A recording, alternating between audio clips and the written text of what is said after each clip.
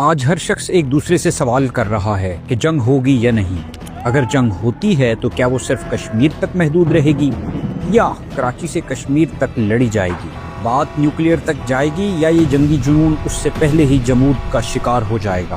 مگر جو بات غور طلب ہے اس پر کوئی بات نہیں کر رہا۔ کیا جنگ شروع نہیں ہو چکی؟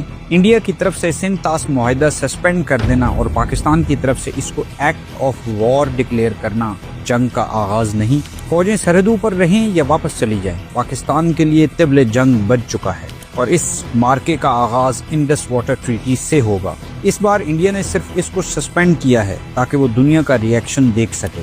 اگلی بار ایسکلیشن لیڈر کو ہائی کریں گے اور انڈس واٹر ٹریٹی ختم، آغاز جنگ۔ یعنی پاکستان اور انڈیا کی جنگ کوئی 2 سے 4 لوگ بھی کروا سکتے ہیں، وہ چاہے کشمیر کی اپنی فریڈم موومنٹ کے لوگ ہوں، انڈیا کے اپنے لوگ یا پھر کوئی بھی تھرڈ پارٹی۔ آخر یہ انڈس واٹر ٹریٹی پاکستان کے لیے کیوں اتنا اہم ہے؟ اس سوال کے جواب کے لیے سب سے پہلے آپ کو اس نقشے کو سمجھنا ہوگا۔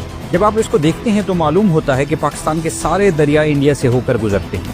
مثلا دریا سندھ کا آغاز تو چین سے ہوتا ہے مگر وہ لداخ سے ہوتا ہوا گلگت پاکستان میں داخل ہوتا ہے۔ اسی طرح دریائے جہلم بھی سری نگر سے ہوتا ہوا منگلا ڈیم کی طرف آتا ہے۔ چناب، راوی، ستلج، بیاس بھارت کے راستے ہی پاکستان میں داخل ہوتے ہیں۔ پارٹیشن کے بعد یہ ایک ایسا فلیش پوائنٹ تھا جو پاکستان اور بھارت کی کو ایگزسٹنس کے لیے خطرہ تھا۔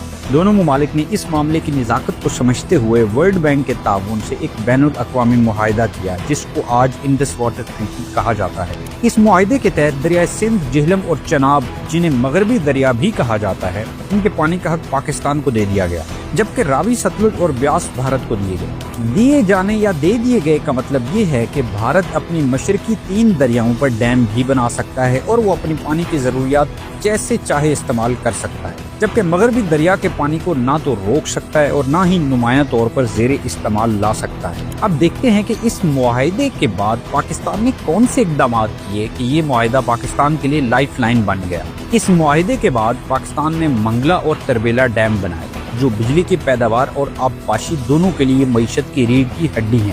دوسرا سٹیپ تھا لنک کینالز۔ چونکہ انڈس واٹر ٹریٹی سے راوی، ستلج اور بیاس کے پانی کا حق بھارت کو دے دیا گیا تو پاکستان کے مشرق کا علاقہ جہاں یہ دریا بہتے ہیں ان کے پانی کا مسئلہ حل کرنے کے لیے لنک کینالز بنائی تھی جن کو رابطہ نہریں بھی کہا جاتا ہے۔ ان کا مقصد دریائے سندھ کا پانی جہلم، جہلم کا پانی چناب اور پھر دریائے چناب سے نہریں نکال کر پاکستان